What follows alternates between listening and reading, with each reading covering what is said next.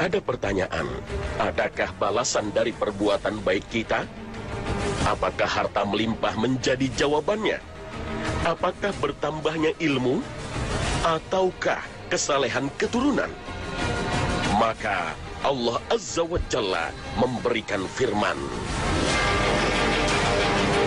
sesungguhnya orang-orang yang mengatakan Tuhan kami ialah Allah, kemudian mereka meneguhkan pendirian mereka, maka malaikat akan turun kepada mereka dengan mengatakan, janganlah kamu takut dan janganlah merasa sedih, dan gembirakanlah mereka dengan jannah yang telah dijanjikan Allah kepadamu. Kamilah pelindung-pelindungmu dalam kehidupan dunia dan akhirat. Di dalamnya, kamu memperoleh apa yang kamu inginkan, dan memperoleh pula di dalamnya apa yang kamu minta, sebagai hidangan bagimu dari Tuhan yang Maha Pengampun, lagi Maha Penyayang. Al-Quran, Surah Fussilat, ayat 2. Jannah atau surga merupakan balasan utama bagi manusia yang beramal soleh dan beriman. Dalam sebuah hadis riwayat Imam Hakim, Rasulullah SAW menegaskan mengenai 4 sosok wanita penghuni surga. Wanita yang bersabar atas ujian Allah dan menjaga keimanannya sampai akhir. Pemuka wanita ahli surga ada 4. Maryam binti Imran, Fatimah binti Rasulullah SAW, Khadijah binti Khuwailid, dan Asia. Inilah sajian khazanah hari ini, paparan kisah mengenai amalan soleh 4 wanita yang terjamin surga. Assalamualaikum warahmatullahi wabarakatuh. Selamat pagi pemirsa. Dalam perjalanan tahun keempat ini, khazanah Ensiklopedia Islam Dunia.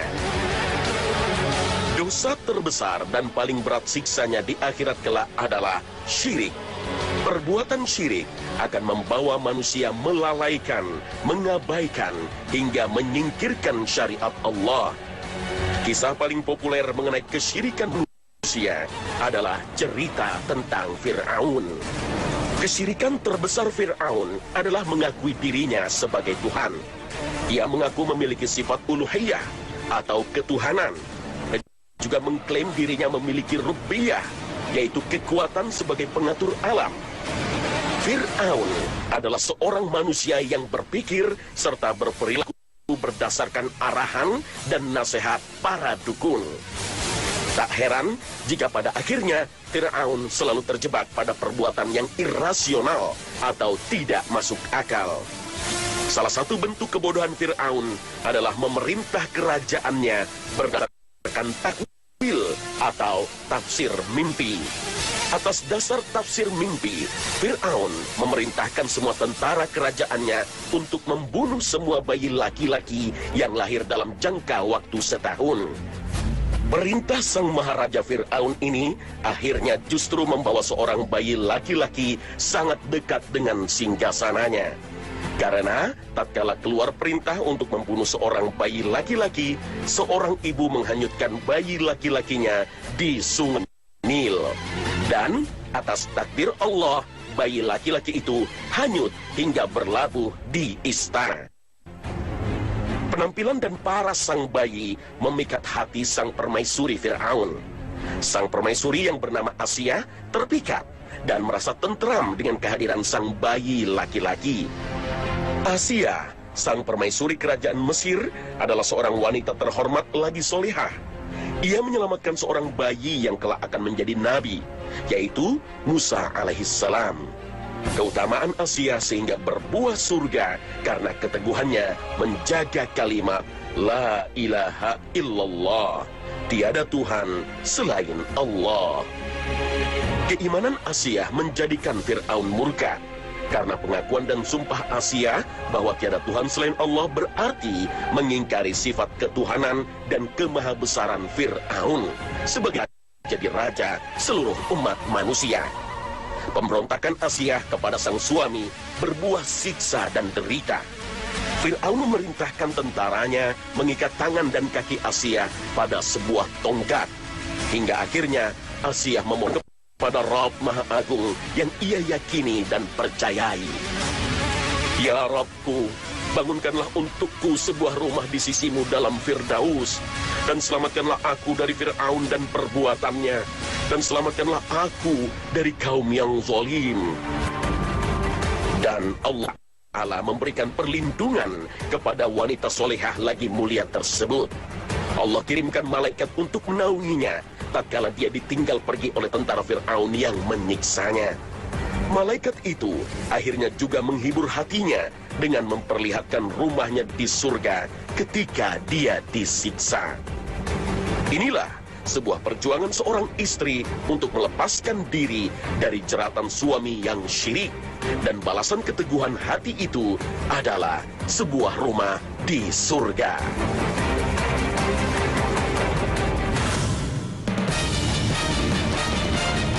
Pemirsa, ada seorang mulia tapi bukan nabi. Ia memiliki menantu seorang nabi, dan dua cucu laki-lakinya juga diangkat oleh Allah Ta'ala sebagai nabi dan rasul.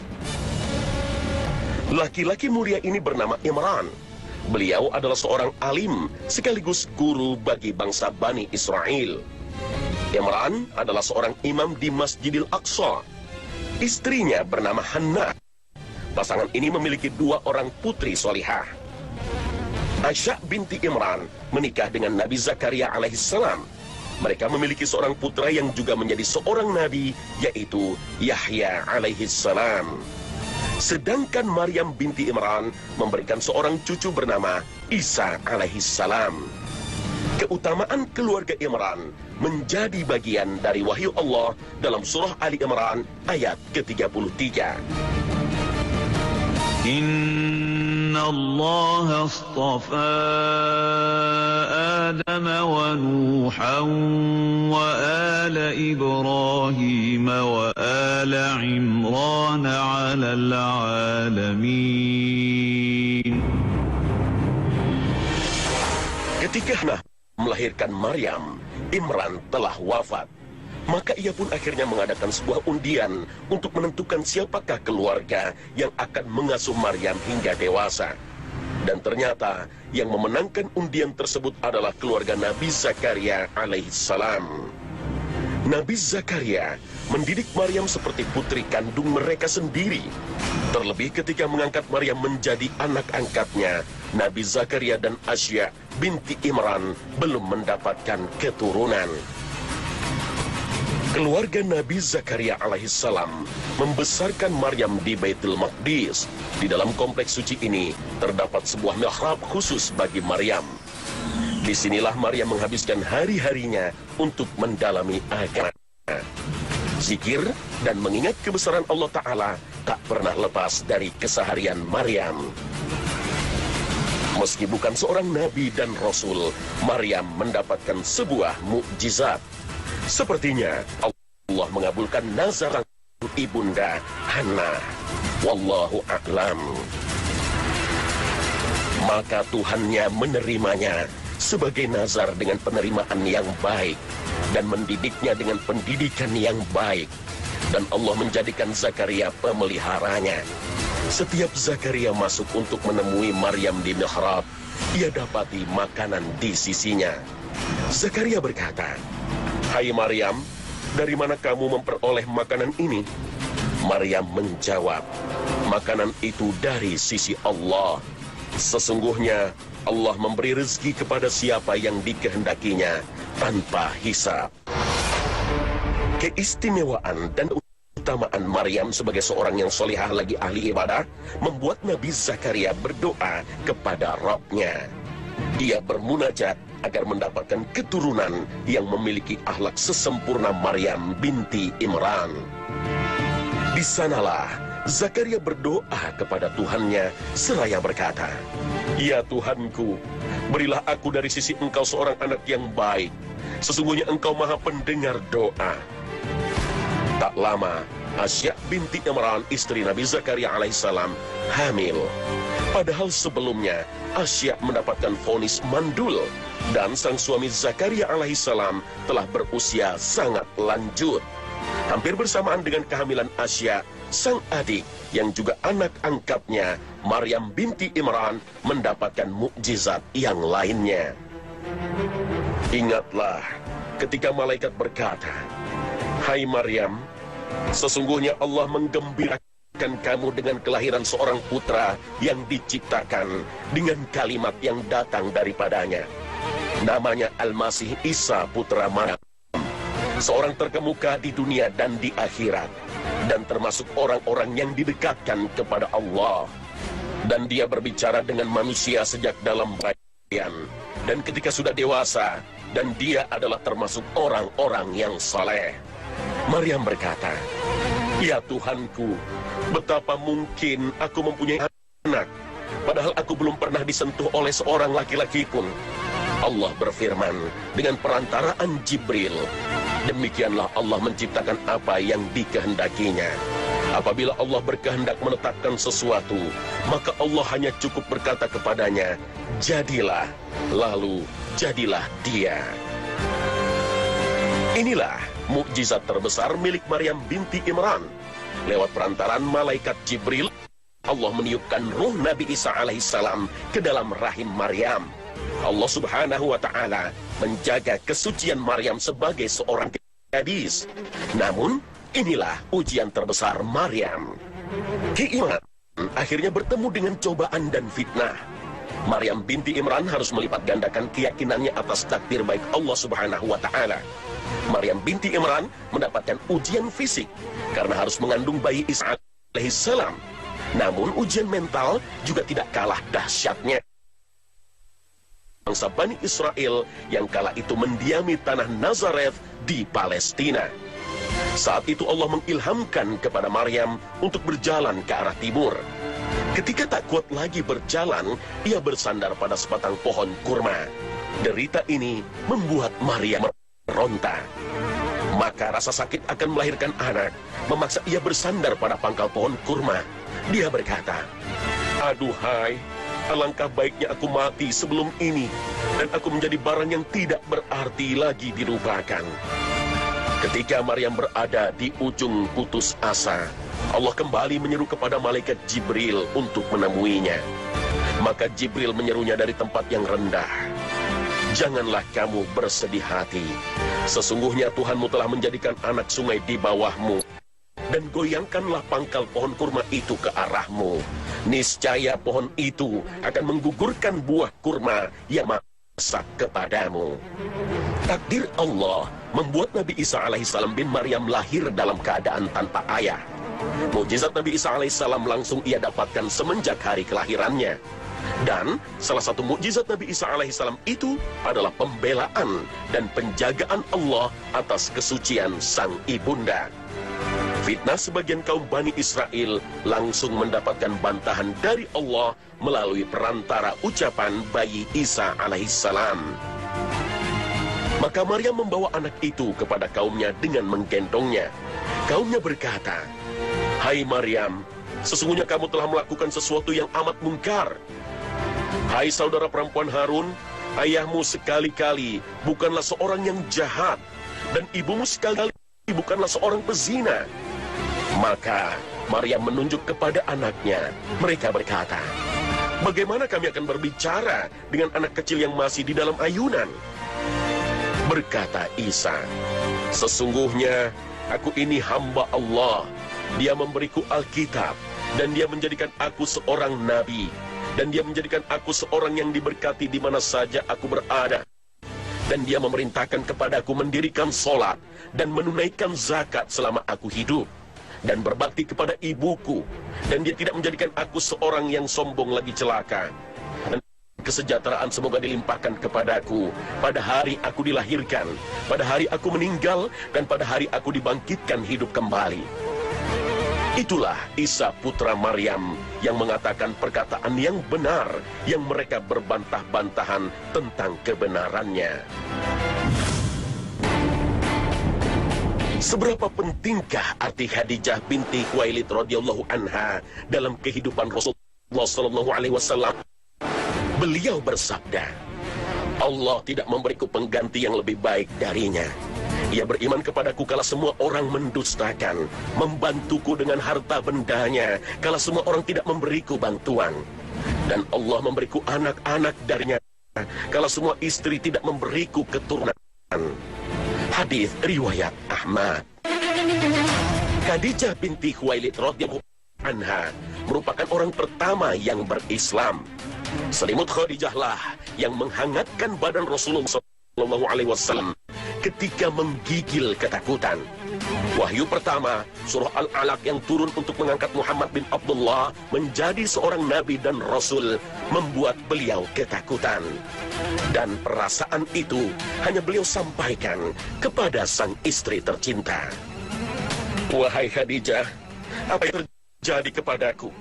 Aku mengkhawatirkan keselamatan diriku. Lalu sang istri menjawab pertanyaan beliau, sekali-kali tidak. Demi Allah, Allah tidak akan menghinakanmu selamanya.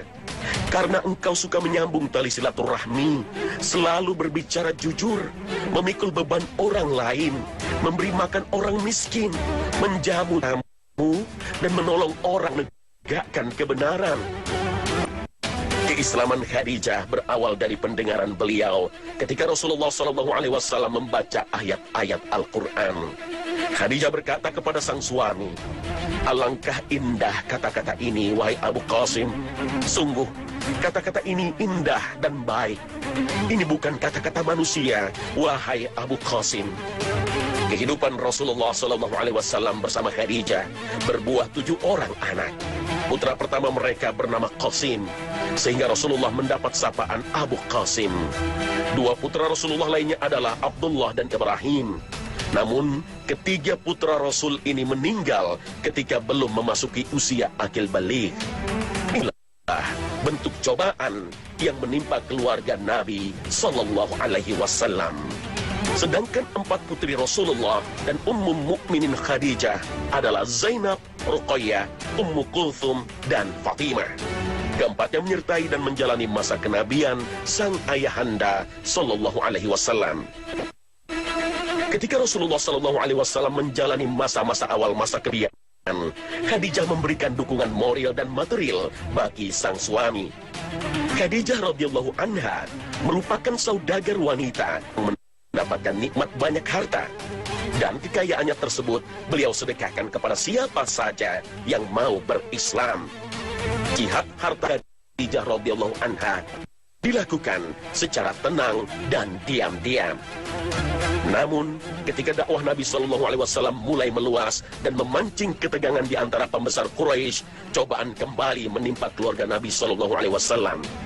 Karena untuk beberapa saat, malaikat Jibril tidak lagi menyampaikan wahyu kepada Rasulullah Shallallahu Alaihi Wasallam. Kondisi ini kembali membuat Nabi Shallallahu Alaihi Wasallam menjadi murung, gelisah, dan sedih. Kembali, Khadijah radhiyallahu anha menjalankan perannya sebagai pendamping yang setia. Beliau berkata kepada sang suami, janganlah bersedih, wahai Rasulullah. Kesengsaraan pasti akan berlalu. Setelah kesulitan, pasti ada kelapangan. Apa yang Allah lakukan semata berdasarkan kehendaknya. Tak berselang lama, wahyu kembali turun kepada sang Nabi dan Rasul terakhir. Dan surah Ad-Duha secara utuh dari ayat pertama hingga ke-11. Surah Ad-Duha menjadi penjelasan bahwa Allah Subhanahu wa Ta'ala tidak akan meninggalkan Nabi Muhammad SAW. Dalam surah ini, Allah memberikan isyarat bahwa kehidupan Nabi Muhammad SAW dan dakwahnya akan bertambah baik dan berkembang. Dukungan Ummul Mukminin Khadijah radhiyallahu anha kepada Rasulullah sallallahu alaihi wasallam untuk berdakwah dan memberantas peradaban jahiliyah semakin besar. Ibunda Khadijah radhiyallahu anha semakin rajin berbelanja di jalan Allah. Dengan hartanya, Ibunda Khadijah membebaskan para budak. Di rumah beliaulah terdapat makanan bagi yang kelaparan dan rumah bernaung bagi yang kedinginan. Maka Allah mengutus kepada malaikat Jibril untuk memberikan berita gembira bagi Ibunda Khadijah radhiyallahu anha. Ya Rasulullah, ini Khadijah sebentar lagi datang membawa wadah berisi lauk, makanan, atau minuman. Setelah tiba nanti, sampaikanlah salam Rabb-nya dan juga salamku padanya. Dan sampaikan berita gembira kepadanya berupa sebuah rumah di surga dari mutiara cekung. Tiada kegaduhan atau keletihan di dalamnya. Hadis riwayat Bukhari dan Ahmad. Masya Allah, ini sungguh sebuah kemuliaan yang begitu besar. Allah Subhanahu wa Ta'ala dan malaikat Jibril memberikan salam bagi Ibunda Khadijah radhiyallahu anha. Perjuangan dan pendampingan total dari seorang istri kepada Nabi Allah mendapatkan balasan yang luar biasa indah. Keempat putri Nabi yaitu Zainab, Ruqayyah, Ummu Kulthum dan Fatimah radhiyallahu anha langsung beriman dan berislam mengikuti sang ibunda. Mereka bersama sang ibunda menjadi wanita-wanita yang terdepan yang membenarkan, mempercayai dan meyakini ajaran Nabi sallallahu alaihi wasallam. Ajaran Islam yang turun kepada Nabi sallallahu alaihi wasallam mendapatkan tantangan keras dari kaum kafir Quraisy. Bagi mereka, Islam memperolok keyakinan para pendahulu mereka. Islam menyatakan hanya Allah satu-satunya Rabb yang layak disembah. Kaum kafir Quraisy tidak mau menerima bahwa Lata dan Uzza hanyalah sebuah patung yang tak memiliki kuasa mengatur hidup dan kehidupan mereka. Maka kaum kafir Quraisy melancarkan aneka fitnah kepada Nabi Muhammad SAW. Mereka berkata bahwa Nabi Muhammad SAW adalah orang gila serta seorang penyihir dan dukun. Tekanan dalam bentuk fisik mereka mulai lakukan ketika Nabi SAW menjalankan ibadah sesuai tuntunan wahyu Allah. Di antara kaum Quraisy yang paling keras dan kasar pertentangannya kepada dakwah Nabi adalah Uqbah. Pria kafir ini menghampiri Rasulullah SAW yang sedang sujud sambil membawa kotoran hewan. Dan dengan keberaniannya, ia melemparkannya ke punggung Nabi SAW yang sedang bersujud. Melihat hal ini, kaum kafir Quraisy tertawa girang. Salah satu putri Nabi SAW adalah Fatimah radhiyallahu anha. Dan begitu melihat kejadian ini, beliau segera membersihkan punggung ayahandanya. Dan dengan gagah berani, Fatimah radhiyallahu anha mendatangi Uqbah dan segerombolan kafir Quraisy. Beliau berkata bahwa ini adalah sebuah tindakan keji terhadap sang Nabi dan Rasul utusan Allah. Dakwah Rasulullah SAW menjadi semakin berat dengan wafatnya Ibunda Khadijah radhiyallahu anha. Rasul beserta seluruh putrinya merasakan kesedihan yang amat mendalam. Lebih Fatimah radhiyallahu anha, beliau merasakan kehilangan kasih sayang ibunda. Dalam perkembangan dakwah Islam berikutnya di kota Madinah, Fatimah dilamar oleh pemuda yang dikenalnya sejak kecil, Ali bin Abi Thalib radhiyallahu anhu. Rasulullah SAW berkata kepada Ali bin Abi Thalib, baju besi itu benar-benar merupakan mas kawin bagi Fatimah. Kehidupan pasangan Ali dan Fatimah berjalan langgeng dan membuahkan dua putra yang luar biasa, Hasan dan Husain bin Abi Thalib. Inilah keluarga yang sangat dibanggakan dan oleh Nabi, sampai beliau menyampaikan sebuah hadis, wahai Fatimah, apakah engkau menjadi ratu bagi para wanita di surga? Kisah ini tercatat dalam hadis riwayat Bukhari dan Muslim. Nah, pemirsa, inilah sajian kami mengenai kehidupan 4 orang wanita mulia yang terjamin surga. Semoga tayangan hari ini menjadi inspirasi Anda dalam menyempurnakan kehidupan. Akhir kata, wassalamualaikum warahmatullahi wabarakatuh.